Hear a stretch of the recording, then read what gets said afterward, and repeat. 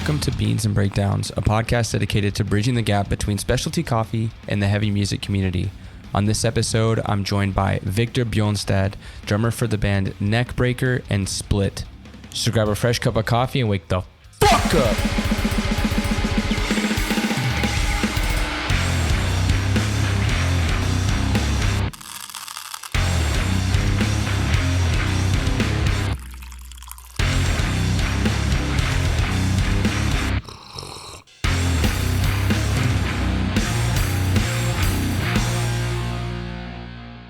What's going on, caffeinated crew? On this episode, I'm joined by Viktor from NECKBREAKKER. We'll talk about the name change because I practiced so many times saying the old name, and now I don't have to say it. So, but how are you doing? I'm doing great, thank you. How about you? I'm good. I'm in the middle of like my last day of class, and I have a project due tonight. That I haven't finished. So, but now you're speaking with me. Now I'm taking time to chill and speak with you.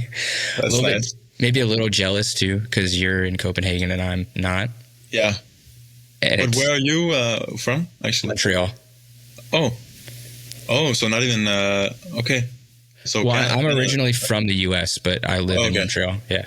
Okay. Nice. But it's -1 today. -1, is that Celsius? Yeah. Mm-hmm. Yeah. That's kind of cold.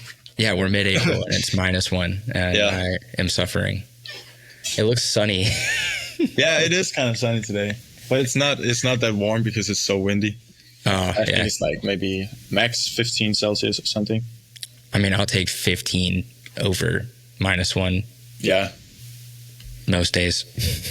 Yeah, it's actually 15 right now.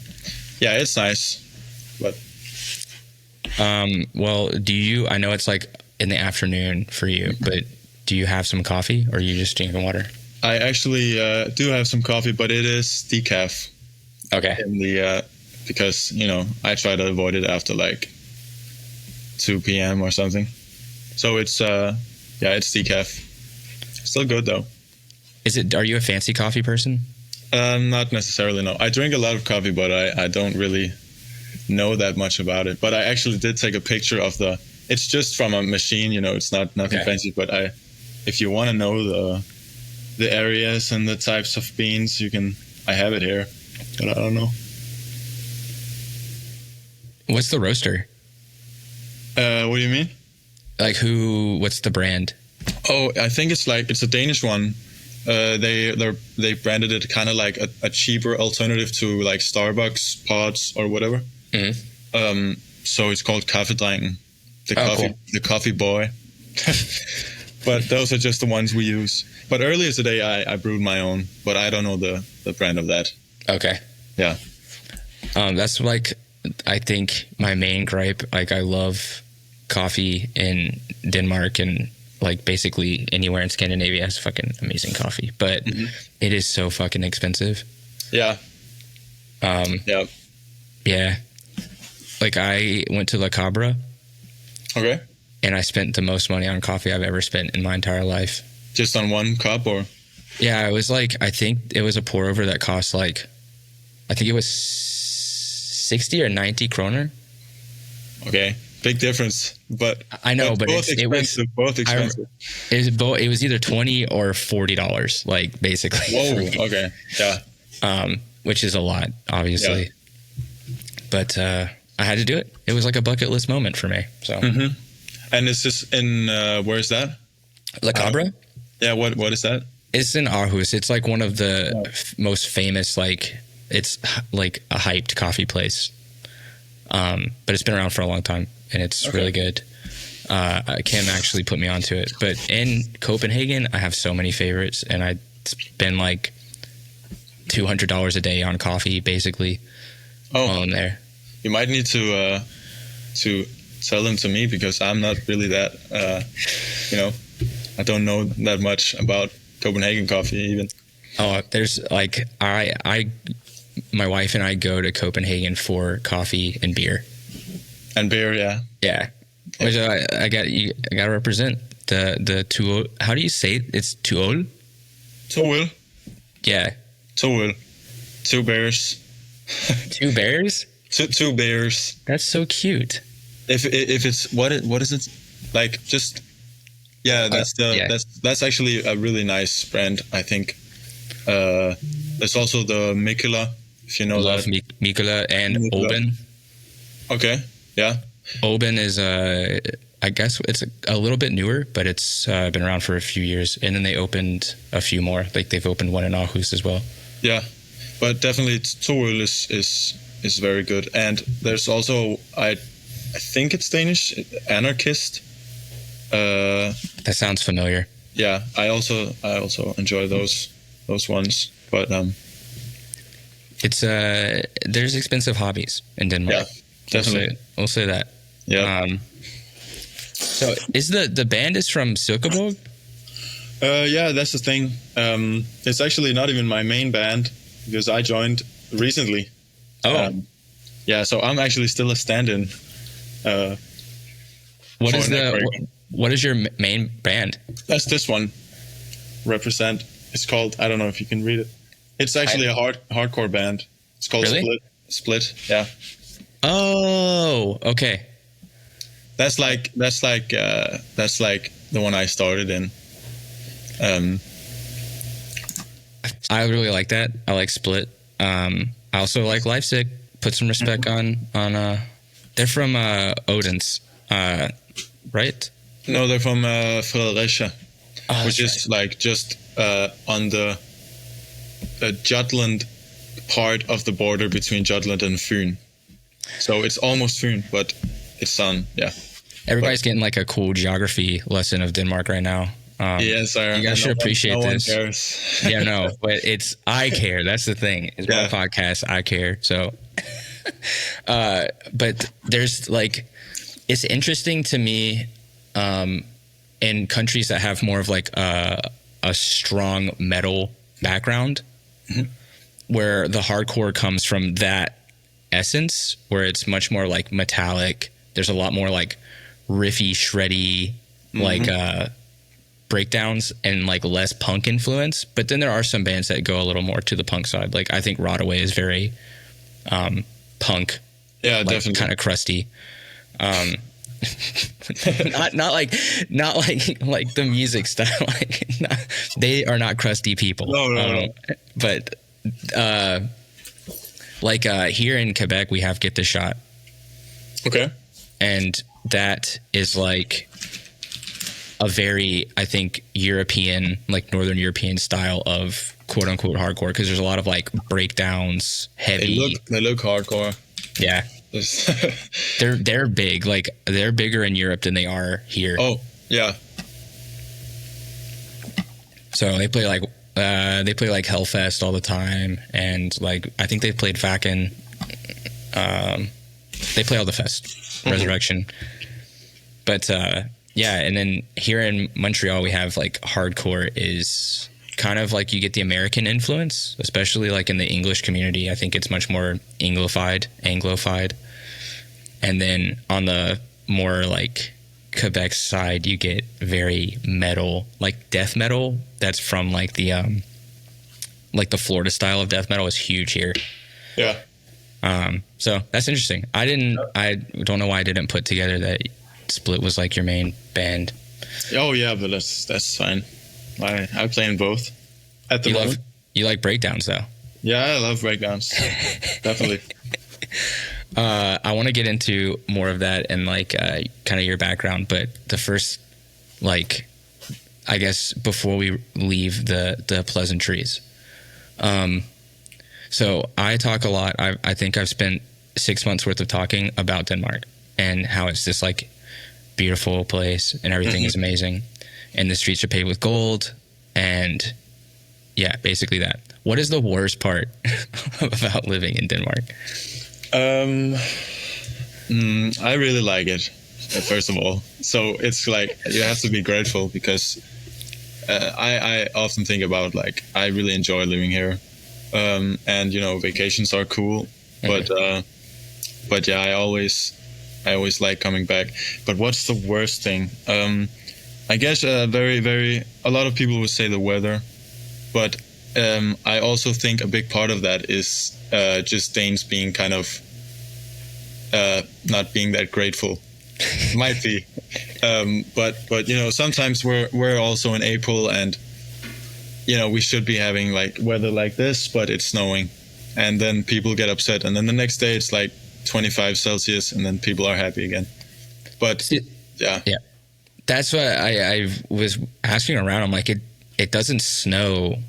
Like, it snows, but it doesn't like stay for a long time, right? No, not that often, no. Yeah, see, here we'll have snow for a month on the ground, and it'll be like a meter high. Yeah. Just like piled up everywhere, and it looks like shit. I mean, it's pretty for the first few days. It is pretty, yeah. And then it's dirt, essentially. So, yeah, Danes should be grateful. You know, it could be minus 30 every day for 10 days in a row. Yeah. That's the thing. If the weather's the worst thing that y'all have, that's fucked up. But I like it, the weather. It just has to be, you know, you have to have some weeks with like objectively hot weather, because, you know, then people are happy, and I don't know. I'm happy. My gripe is you guys don't turn on the AC inside of the stores and places. Oh, we don't? No. So when you're walking around and it's like 25 degrees out, there's no AC on anywhere, and I'm dying. Yeah. But also, like, in the homes, there's no AC, I think. Okay. Like, because if it's like a really hot summer, I personally could have trouble sleeping. But I just find some old fan in the basement and turn that on. Because there's no AC really in, as far as I'm concerned. But, yeah. I remember my hotel not having AC, and it was extremely hot and noisy. So noisy? How is that? Well, because I was staying in Vesterbro. Yeah. Okay. Yeah. So noisy like that. Yeah, and it was across the street from like what I think was a club, but I can't tell. So it was just very loud out. Yeah. And it was during graduations. That's why. With the party buses. Mm-hmm. So. And they are going late as well. Like 2 a.m. Yeah, okay. I graduated this summer, this last 24. And, 2 a.m., I don't remember we wrote that long, but some might, I don't know. Or you were blackout drunk, that's why you don't remember. Actually, happily, you know, I wasn't, but I was very drunk. I drank a lot that day, drank a lot. But, yeah, I remember everything. Okay. Pretty much. That's good. If you can't remember it, then why even do it, right? Yeah, exactly. So I'll tell you what I'm drinking, and then we can move on to some music. Yep. I have a coffee from Escape. I don't know why it keeps blurring it out. It's fucking annoying. But it says limité, which means limited in French. And this is called Caturra Violet Purple. It's from Colombia. It is a washed sangria co-fermentation, which sounds like a bunch of fancy bullshit. Sangria?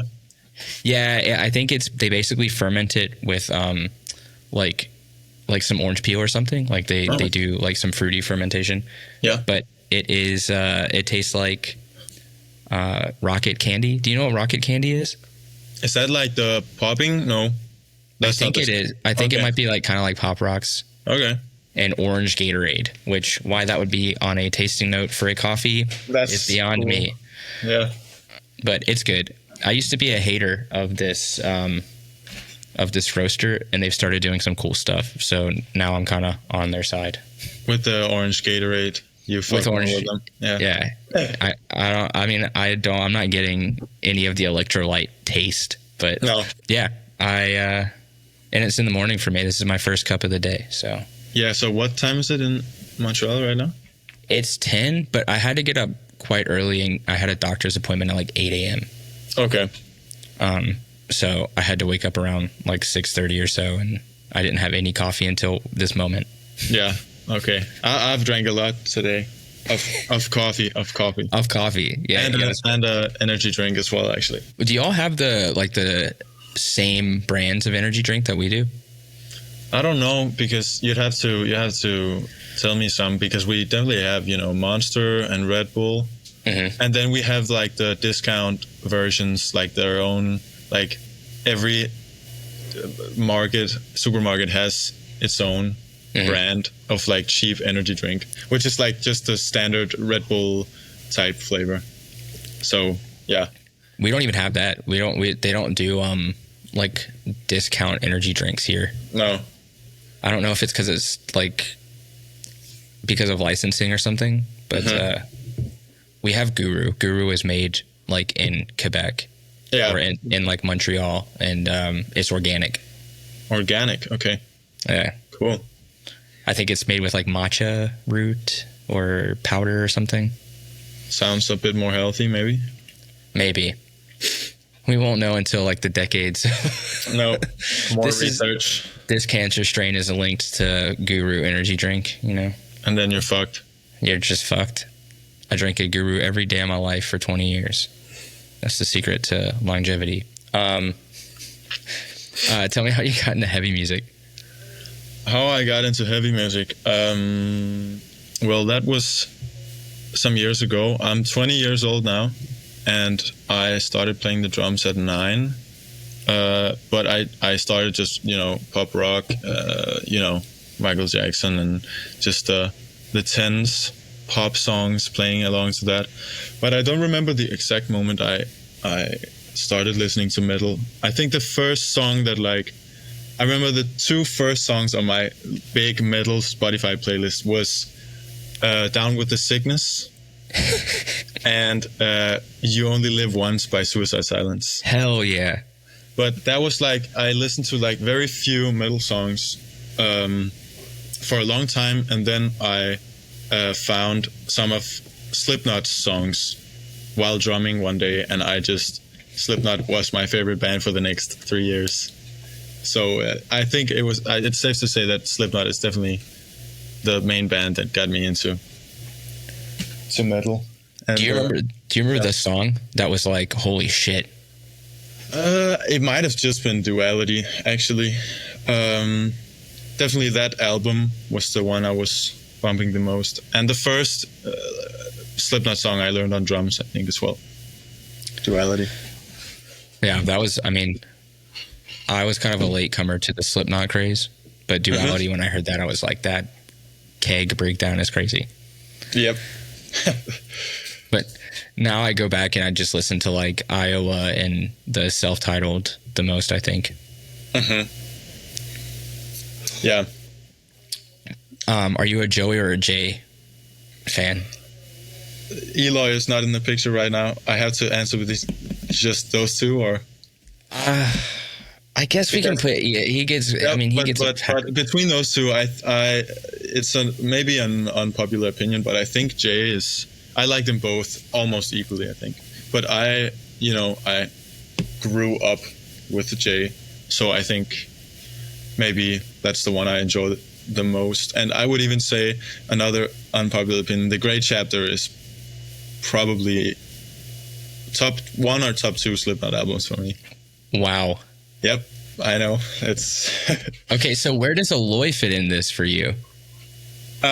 He's above them both, I think. But he's just so powerful and fast and tight. That's the most important. He's just I will give it when he was doing his covers during COVID with just the EAD-10 and hearing the amount of compression that he was forcing that thing to have. Yeah. I was like, I don't know how he's playing this fast and hard at the same time. Yep, that's the thing. So it's a natural fit for Slipknot. I think Sepultura, definitely. It was cool, but it wasn't the right band for him. Okay, yeah, because I haven't really listened to Eli before he was in Slipknot, actually. Okay. Yeah, that might be my fault, but... Now that Grayson the Recruitment is playing for Sepultura, I saw them last year. I don't know how I feel about it. I don't know how I feel about Grayson the Recruitment playing drums for heavy bands. But he's definitely I don't know. He's I've seen him mostly with the playing Whiplash, playing Caravan. Sorry, yeah, those things on Drumeo, And just one day he was just playing with Sepultura, and I was like, what? Well, he was with Suicidal for a bit, and I was like, yeah, that's right, actually. I was like, that's kind of weird. Yeah. And then when he went to Sepultura, I was like, I get it. Like, it's more technical, so he's going to enjoy it more. But I don't know how you feel about this. Like, there's like a progression where you got to play in like a shitty band, you know, for like a while. Okay, yeah. Where your like first band is fucking terrible. Mm-hmm. And this dude just went straight to Suicidal and was like, I'm just going to play in front of thousands of people automatically. And he's young as well, no? Yeah, I think he's in his 20s. Yeah, yeah. But, I mean, good for him. He's a great drummer. Mm-hmm. Same name twin. Yep. But he's with an E, right? Mm-hmm. So he doesn't spell it correctly. Do you play Ludwig? I do not play Ludwig, just the Ludwig Black Beauty snare. That's the only snare I own, and I bought it used, and I've been really happy with it. And I think it's safe to say, like, it's one of the more known snare drums, but not Ludwig anything else, no. What's your main kit? It's a DW Performance, which I bought like almost 2 years ago, I think. And up until then, I haven't even owned any other drum kit. I got the Yamaha electronic drum kit for a long time, and I just practice on real sets, like in my schools and my music schools. But that's my first, and I really like that set, the DW Performance. Was learning on an E kit and then moving to like actual drums, how weird was that? That was kind of weird, because even though I practiced a long time, like with pop rock bands on normal acoustic kits, I was like, when I was maybe 14, 15, I was playing Thy Art Is Murder and Whitechapel and those things on the electronic kit, and I definitely could not just take my double pedal and go to my music school and play the same thing. But I don't even know where that transition kind of happened, because when I started to play like in metal bands, that's very recent actually. I started in August of 24. So I don't know, maybe I just forced myself to be able to play it on acoustic. But so you were not playing heavy music until August? It was kind of funny because, I told you about the Slipknot phase and Whitechapel, and that was when I was in folkeskole in Denmark, which is like, before high school kind of. Mm-hmm. And then when I went to the gymnasium, which is like a music gymnasium, Sankt Dennis Gymnasium, I was kind of forced, if I wanted to play with other, my mates, to play mostly jazz and funk. And so there I had just 3 years, almost no metal, hardcore, anything, just jazz and funk and those kind of genres. Mm-hmm. So now I don't even remember your original. Oh yeah, playing heavy, yeah. Yeah, and then I got contacted by Ben, which is the front man for Split, and he wanted me to play in Split. And I said yes, and I was very excited, and then everything just went from there. So how long has Split been a band? It's very new, actually, August. But It's kind of funny. He was in a band called Conover, which was like metalcore from Copenhagen as well, with other bandmates, and he was writing all the music, and I filled in for that band one time, maybe in August of 23 actually. And then a year after, he was like, he wanted to really take this seriously and go more of the hardcore, like lean into hardcore instead of metalcore, and he got some new musicians, including me, and formed a new band, and then taking his written music with him. Okay. So some of the music is maybe a little bit older than the band itself, but Split is from August, I would say, pretty much. We started practicing. Man, that's crazy. So Well, you're very young. I didn't realize that, like, you're 20. So that's fucking crazy. So like first show, what was? I guess it was with Split. What was that like? That was in late September, and it was really fun because I filled in for Conover, a year before that. But I had just gotten that much better, I would say, and really practiced and dug into the whole aesthetic of playing metal again, and so that was just very cool, and we got a lot of nice comments about our first show, and we've played some, like, I would say maybe 10 to 15 shows from that show September and until now. So yeah. Were you studying music performance in high school? Like in the gymnasium? Yeah. I don't know if it's music performance. It's more like you just have music, and one part of it's like writing jazz arrangements and the theory, and then you have sometimes you have to play a song with a band, and so it's like kind of like a mix of everything. It's like everything music kind of for all the 3 years, but you also have math and Danish and history class and stuff like that. Yeah. That's super interesting. Like in the States, you really don't have, well, obviously they cut funding for most arts, which is not something I want to get into, but I went to a high school that was like a fine arts charter high school. So you kind of have to audition to get in for a quote unquote major. But part of your like major is the electives they give you is like music classes. If you do, like I wanted to do jazz. So I was doing like jazz band, but you had to be in concert band, which was super boring, but helpful. Yeah.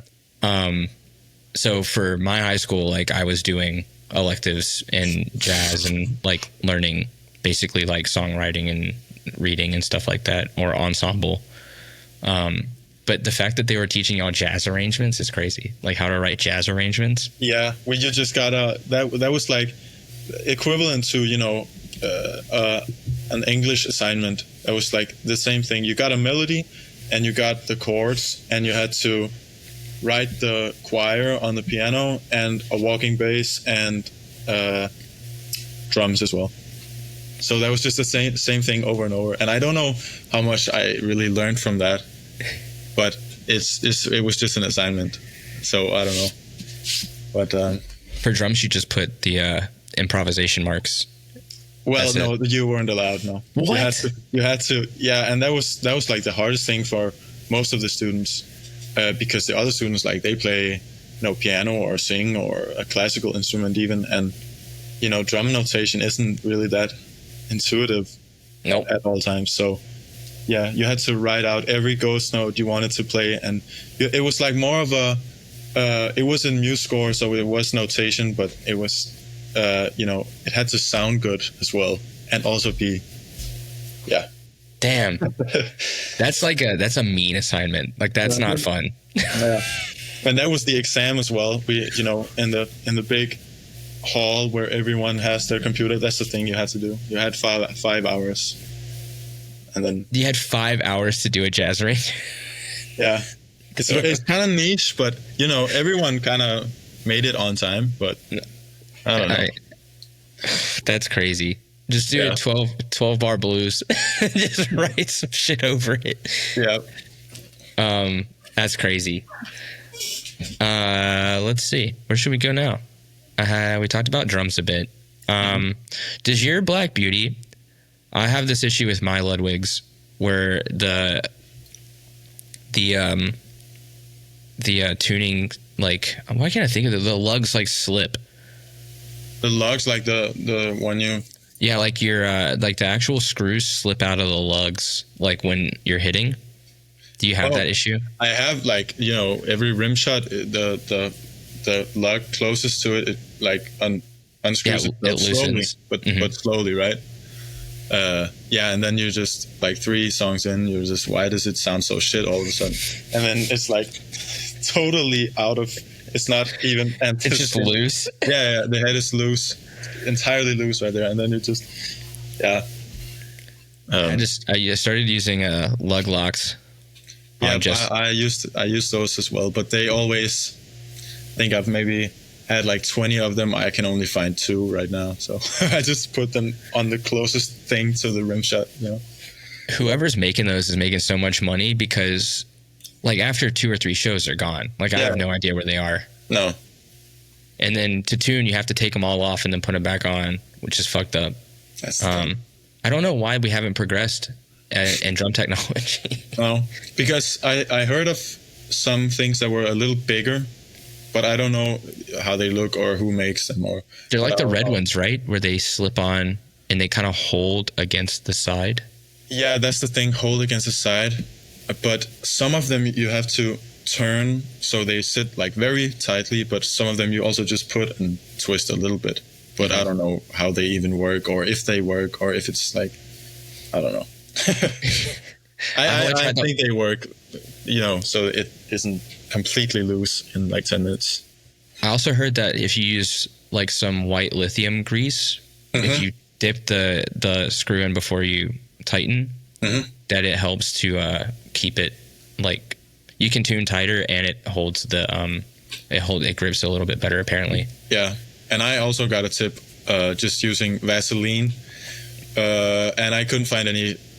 What was that you called it again? White lithium grease. Yeah, because I saw a YouTube video, and everyone said like you can use Vaseline, but it's way better to use this. But I was just like, I have a show tomorrow, and they're totally fucked, and I haven't done any maintenance on it since I bought it like a year ago. So now I just dip them in Vaseline, and I have like this Vaseline box. The only thing it's used for is just there's just dirt in it. I don't think I'll be using that on my lips. Yeah, that's disgusting. Yeah. Definitely don't use that. That's the drum Vaseline now. Yeah, it belongs to the drums now. Yes. You'll get tetanus if you... No, I'm just kidding. How long have you been playing with Neckbreaker? With Neckbreaker, the old drummer Anton, he announced his farewell with the band, like, I believe somewhere January, February. And that was the same time I began practicing with them. So I had 4 practice sessions in Silkeborg, long train ride. How far is that? So I took my double pedal and my cymbals and my, what's the last thing? Snare. With me, and it's 3.5 hours from Copenhagen. So 3.5 hours to playing the set one time, maybe some extra songs, and then the same day 3.5 hours back again. So that was like a whole Sunday, 4 Sundays in a row. No, every other Sunday, and then shows. So now I've played 4 shows with them, and the 5th tomorrow. Oh, actually. Yep. That's fun. So all the signing and stuff happened before you were there, and the name change. Yeah, exactly. So right now I'm still just a stand-in. I'm standing in for this European tour, and also as it seems now for the summer shows, like the festivals and Slayer warm-ups as well. Slayer warm-ups. Yep. Crazy. Yep. Really looking forward to that. What festivals are announced so far? I don't remember which ones I can talk about. I can definitely talk about Download Festival playing, and Roskilde in Denmark, where Split is actually playing as well. I'm playing 2 times. Shameless plug. And and Smukfest as well. And yeah, we play a lot more, but I don't know if I can talk about them right now. But okay. Definitely some in Germany as well. And yeah, y'all are playing with Kerry King as well. Yeah, those are, that's like maybe August. Yeah, that's August, like late July maybe. Yeah. Oh, and then y'all are starting this tour. Wow, the tour starts like tomorrow or when? The tour has started kind of, but it's only, you know, Danish shows, weekend shows. But the 17th we're going towards Paris to start the tour, where I won't be home for 2.5 weeks. Are you excited? Yeah, I am excited, but I'm also kind of nervous because it's very difficult music to play for me. I've been really nervous up till, you know, these concerts because it is really difficult. And Anton is the old drummer. He's a really good drummer, and it was kind of, and everyone here in Denmark who's a fan of Neckbreakker, they love him so much, and yeah, so I was hoping that they would love me equally as much, and it's been going good so far. So yeah, it's big shoes to fill. Yeah, that's the thing. I'm really upset. I've never been able to go to a show because every time I'm there, it's like around Copenhagen, so nobody's playing. Because every Danish band plays during Copenhagen, which is awesome. Yeah. But unfortunate for me. So hopefully one day I'll be able to go to a show in Copenhagen. Yeah. Or play a show in Copenhagen. Whatever goes first. But yeah, I've been listening. I listened to the record Within the Viscera. It's really, really sick. I wanted to talk about the drum parts, but those are Anton. Yeah, those are Anton. But I can maybe give some insight on them if you know. But I can't really. I don't know. What's your favorite song to play from the record? Ooh, that's a hard one. It also depends like where in the set it is, because some nights the last songs, which are actually the more fun ones, like I'm just so tired, so they sound like shit to me. But I would say maybe. I think Silo is a really fun one. And what else there? I also really like Shackled to a Corpse. That's a good one. And Nephilim and Putrefied Body Fluid. Those are like my top 4. Yeah. There's a breakdown part in Putrefied Bodily Fluids. Yeah. Where it's like the riff in the key, and then it pauses, and then it drops like a few bars down, and then it plays a guitar only, like dun dun, and then it goes into like a Gates to Hell style breakdown. Yeah. So is that in the end section of the song? It's like with a minute left in the song, so it's not quite the end, but it's almost the end. Okay. It's so good. That's like a guitar solo there as well. Is that before? Oh, it's right before the guitar solo. Oh, yeah. Yeah, that's like a really fun part.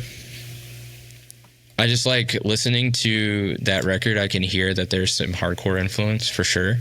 Yeah, I've also heard from Jorge from the band, like they listen to a fair share of hardcore and is inspired by that, I think. As well as death metal, of course, but for sure, yeah. I mean, there's riffs for days. Yeah, but there's some like breakdowns and stuff. I'm like, well, you got to be listening to hardcore to write this shit. Yeah. There's also I don't think it's the same song. I can't remember what song it is, but there's it goes from 7/8 to 4/4. Yeah, that might be Silo, because Silo has 7/8, and it also has 4/4, and it also has 5/4 blast beats. Kind of 5/4 blast beats is fucked up. Yeah, but it's not like, I don't know. It's kind of like the the Dilla feel, that's kind of feel, but just in a blast beat form. That's at the end of the set, so I'm almost dying at that point. But. Yeah, of course. Yeah, lots of orange Gatorade. Yes. And coffee and food and everything. Maybe you could do like an IV while you're playing of coffee in one arm and then Gatorade in the other. Yeah. Maybe not in the arms though. Do it like a Bane style mask. A Bane style mask. You know Bane, like the Bane. Bane. Yeah. Like a Bane mask, and then you've got the tanks. It'd be kind of hard, but then you'll look like you play in like Rammstein or something. But then I don't have to to pause between songs. That's kind of like you just drink. It's like, did y'all ever have Honey Boo Boo? You remember that? No, I don't think so. It was like a show, and it was like white trash, really ratchet shit. But the mom used to give this girl this show. It was a reality TV show about Honey Boo Boo, and she used to have Go Juice or Go Juice, and I think it was like a mixture of a caffeinated beverage and something else. Okay. No, definitely never heard of that, I think. Well, you're welcome. Go ahead and get immersed in that, and then share it with all your friends. We're gonna have a whole crew of Danish people watching Honey Boo Boo. I'll pull it up here. It's fucked. It's so fucked. It's so stupid. Well, I'm very excited for that. You guys are going on that tour. It's gonna be sick. It is gonna be sick. It's my first like tour ever. Really. I mean, it'll be fun. Yeah, it'll be fun. What city are you like? What's that? Prioritize my health. That was just for sure. So I don't really like getting sick, but it might be just I can't do anything about it. Maybe I don't know. We'll see. Take a lot of vitamin C. Yep, vitamin C. I was definitely bringing a multivitamin, and sleep is important. Sleep is very important, and like working out. Yeah, but the thing is, like a neck breaker set is kind of for me like running an hour's, trip.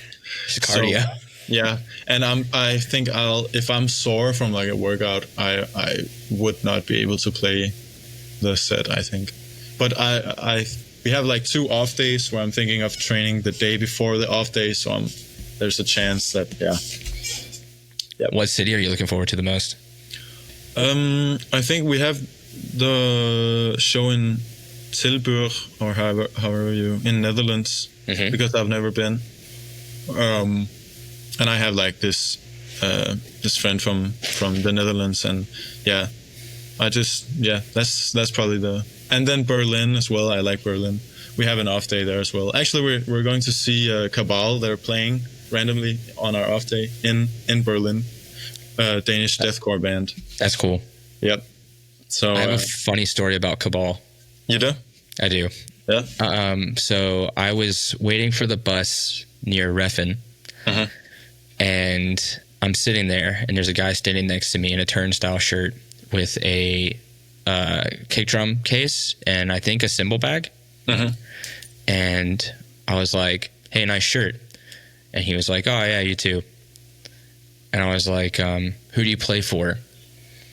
And he was like, "Oh, well, I'm jamming with I'm rehearsing with a pop rock band, but I'm joining a very popular hardcore band from Denmark." I was like, "Oh, like who? Like Leipzig?" And I was like, he was like, "No, not Leipzig." He's like, "But I can't tell you the name because it hasn't switched and everything." It was Mikkel. Yeah, Mikkel. Yeah, I was just thinking if it was gonna be Nikolai or Mikkel. No, it was Mikkel. And so basically we gotta get on the bus, and I was like, "You can just tell me. Like, I'm not gonna tell anybody." And everything. He's like, "No, but if you think about it, like, you'll figure it out. You'll figure out who it is." Okay. And so it was Mikkel. He was joining Cabal like the following December. So great drummer. Yeah, he really nice guy. And I actually not to brag or anything. My I don't have it here. It's in Singapore right now. But my Meinl Dual Crash on my left side is signed by both Nikolai and Mikkel from Cabal, actually, because I bought it from Nikolai when he was like moving on. So there's both of those tags on. That's pretty funny. Yeah. you just brush your shoulder off. No, that's just I don't know. He was just there randomly as well, so it was nice. Both he's a fucking good drummer. Yeah, that's the thing. Plus Cabal is huge. Like I think they're probably one of the most well-known bands from Denmark in like the heavy music scene. Yeah, and I also I really enjoy. After starting Split, we're on Prime Collective, Danish independent label, I think, and the biggest band there is Siamese. You know Siamese? Yeah. I really enjoy Siamese. And Mikkel has played with. That's who he was playing with at the time, with Siamese. Oh yeah. He called that what? A pop? What He said it was like pop rock, but like with heavy parts. Yeah, I think they call themselves like Drake Core or something like that. It's kind of like Thornhill a bit, I think. Yeah. Like that, like British, like you know Thornhill? No, not really. It's like industrial, but with like really down-tuned guitars, with like only clean singing. So I don't know. It's kind of heavy, but not. I don't know how to describe it. Yeah, that's kind of like Loathe. Yeah, that's also like. But I really enjoy Siamese. I just wanted to. I never heard of it, and he was like, "I play for Siamese right now," and I was like, "Oh, I'm gonna check it out." And I'm like, "How do they have this amount of listeners? This is crazy." I mean, it's good. It's just I've never heard of a band, and they had like I think 200K at the time. Yeah. So pretty cool, pretty crazy. Pretty cool, yeah. Just a lot of people in Denmark, I guess. Yeah, but I also think a lot of that is like from maybe the US and Siamese. Because I know they've toured the US, and they're maybe looking to again. I think, if I'm not wrong. So those 200 or 300K right now. There's definitely not all Danish. Definitely. Okay. From other parts as well, but I don't know where. Split, y'all just released music like like a month ago. Yep. And funny thing about that is that was mixed and mastered and ready to release before Split was even a band. That's sick. Yeah, so I'm not the one playing drums on that. But we also have an upcoming EP later this year, probably, which I am playing on. I've just been in the studio. Yeah. So, and really looking forward to that. I think we dive a little more into the hardcore side instead of the metalcore. But yeah. I mean, I'm excited to hear more. I like the aesthetic. It's like pretty crazy, scary looking. We're just some young dudes.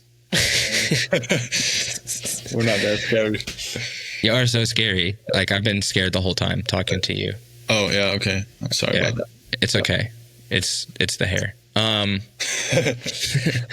What else aside from new music? What does Split have coming up? What do we have coming up?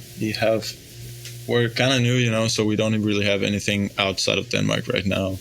But we're looking to do that in the future, probably. But yeah, as mentioned, Roskilde Festival, which is, I think, the biggest festival in Denmark. But yeah, really looking forward to that. And then the EP. And then, I don't know, that's probably it for now, I think. Man, you guys should hit up like Nasty or somebody and get like a tour. We really wanna set up a tour with somebody. I think supporting someone. I'm trying to think of who, because Get the Shot, but they took like 2 American bands. They took End It and Koyo, maybe. Okay. But I feel like they've toured with like European bands before too. Just pay Cabal to take y'all on tour. Yeah. Yeah, just be like, we'll like do gear bitch for y'all. We'll load in for everyone and stuff. Yeah. Or we were actually like also thinking, since I started standing in for Neckbreaker. There you go. It's a crossover, but I think I would probably die at the end of the Neckbreaker. Playing 2 bits in a night. It's not fun. I had to open on drums for a show, and then my other band was like, we played last, so I had at least 2 bands to like recoup, so I could do vocals for the last set. It still wasn't fun because I felt completely off the whole night. Yeah. So playing 2 sets in a row is hard for a drummer. Yeah, and I actually have to do that not tomorrow but Saturday, because Split is playing in Valby in Copenhagen, kind of in like the afternoon, like a whole day inside festival kind of charity thing, and then later at night Neckbreaker is playing also in Copenhagen. So I'm playing quartet. So I'm hoping that, I can play the double bass parts as well at 11 p.m. or whenever Neckbreaker is playing. You can do it. Just take like a shot of whiskey with an energy drink, and then you'll hit like this Gatorade and an orange Gatorade. So you'll hit like this cool balance. Yeah, where you're hydrated, but you're also a little buzzed, but then also you're energized.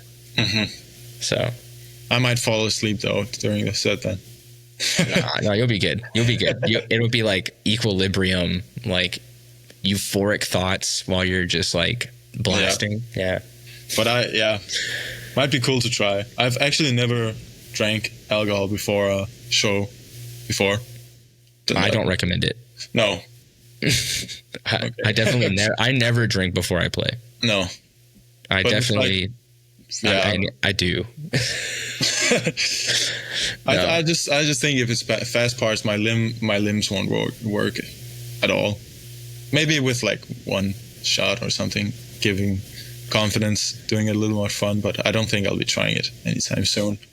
I try not to drink like right before. Like if I drink, it's usually like a couple of hours and not a lot. Yeah.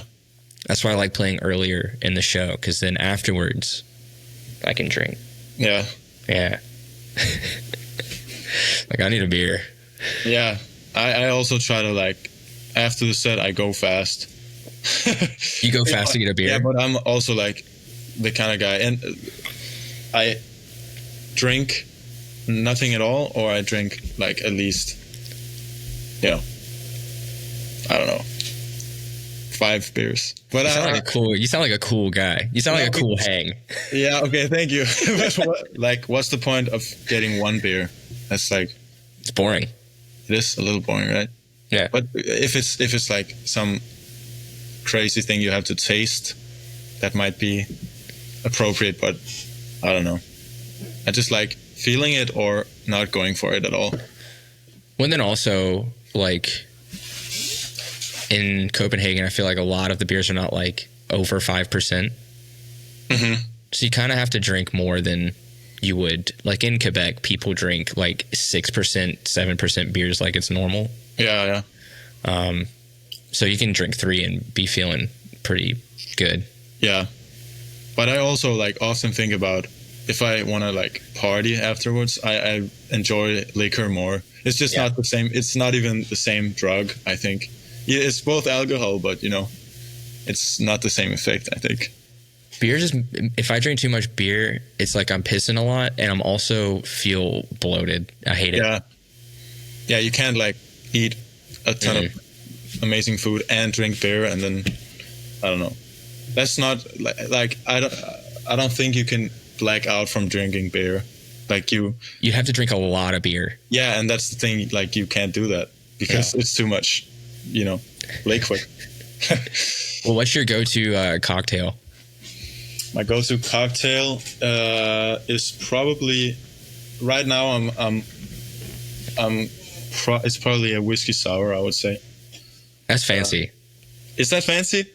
I think it's on the. You got to get an egg white involved. And that's the thing. But I don't know. I just like it has to be the perfect. I don't know. I like whiskey sour. Okay, that's good. Yep. I haven't had a whiskey sour in 2-3 years, maybe. But wow. Okay. I need to revisit it. I usually make. There's a version of it without an egg white called a bee's knees. Okay. And it's basically honey, lemon, and whiskey, and you just shake that. Yeah. Or a gold rush. I think you can call it a gold rush as well. Yeah, that sounds almost equally as good. Yeah, but you don't get the mouthfeel. Yeah, that's the thing, because the egg white is not all like it's not just the foam; it's also the feeling. It's the froth. It's the effervescence. Yes, that's an expensive word. I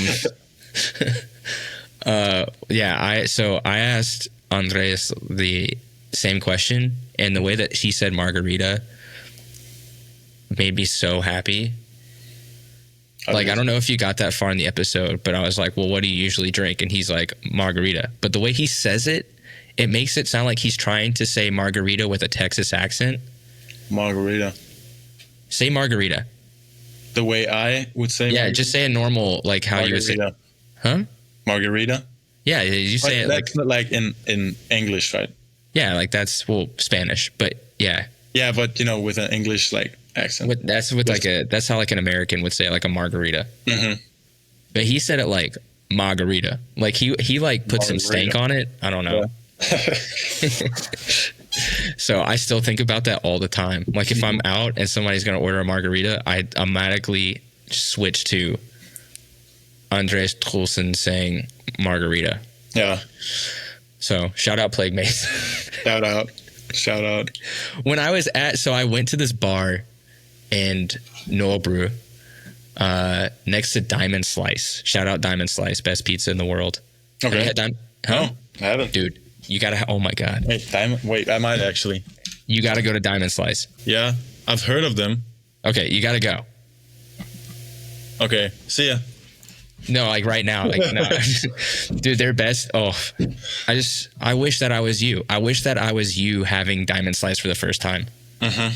So, yeah, there's a bar next door to it, and like my wife and I were just chilling, having some beers, and the table that was kind of like I could see somebody, like a group of people, and I could see a core looking dude. He's probably down for the core. Yeah. And then he gets up and he has a Plague Mace shirt on. And I was almost like, brother, tell me where to find things. But. And had you interviewed Andreas then, or? Yeah, I already talked to him. Okay. Because I left like a gift for Andres when I went to Aarhus. Also got a tattoo while I was in Aarhus from Chantal. What kind? Or what of what? It's a chicken foot. Okay. Do you want to see it? It's going to be awkward. You decide. I can show it to any you. Tattoos. Yeah. I have two Danish tattoos. Yeah, those are cool. And I also like the style of like, it's very like a thick, Yeah. kind of Just black line. Mm-hmm. I got the two-headed rabbit was from Gita at La Fix. And then this was, what's the name of that fucking American traditional? It's been there for a long time. Tattoo shop or? In Aarhus. It's like right down from La Cabra. I'll tell you, I think Aarhus I had more fun. Not more fun. I enjoyed Aarhus way more than I expected to. Okay. Yeah, I also really like Aarhus as well. That's probably my second favorite city. Big city. It's just so cool, like how it's really old, but it's also like kind of modern in a sense. Yeah. I've been trying to find if there's ever a job in Denmark or even Malmo.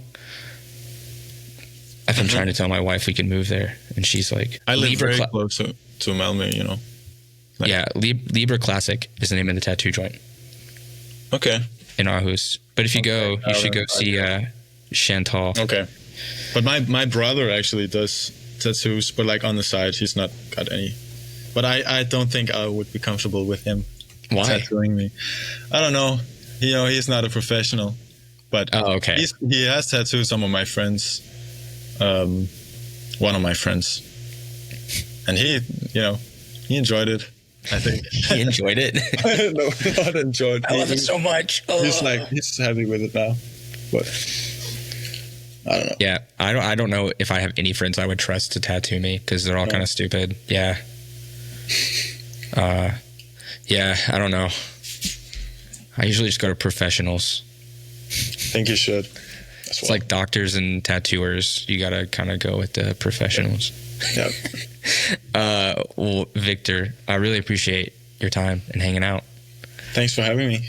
I just have one last question for you before we go. Mm-hmm. What's your favorite city for beans and breakdowns? What's my favorite city for? For beans and for breakdowns. Oh, like one of each? You can do one of each if you want. Okay. Well, I'm young, so I haven't really, explored the world that much. So it might just be, my own kitchen, Copenhagen, and my own practice room at Copenhagen as well. Copenhagen. So Copenhagen, yeah. I mean, it's top. It's a top city for me. So. Yeah. Boring answer from a person from Copenhagen, maybe. No. Good answer. Good answer. I say Montreal is my favorite. Fair. It's got everything I like. Yeah. I would like to go to Canada and North America in general. It's easy for y'all to come play here. Mm-hmm. You don't need a visa. Okay. Just don't transfer through the U.S. Come straight here. Yeah. Because they will turn you away. Yeah, you could play here. It would be cool. I'll figure something out. Come with Split. Because I don't... Yeah, it might be easier. Anyway, again, I really appreciate your time and excited for the things that you got going on. It's very sick. Thank you so much.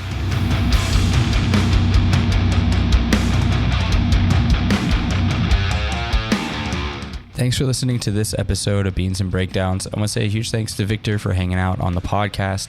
Be sure to check out Within the Viscera from Neckbreakker, as well as 2300, the newest EP from his band Split. If you've enjoyed the podcast, please subscribe and leave a review. You can find out more information about the podcast by following us on Instagram at Beans and Breakdowns or on the web at beansandbreakdowns.com. Until next week, be sure to stay caffeinated and wake the fuck up.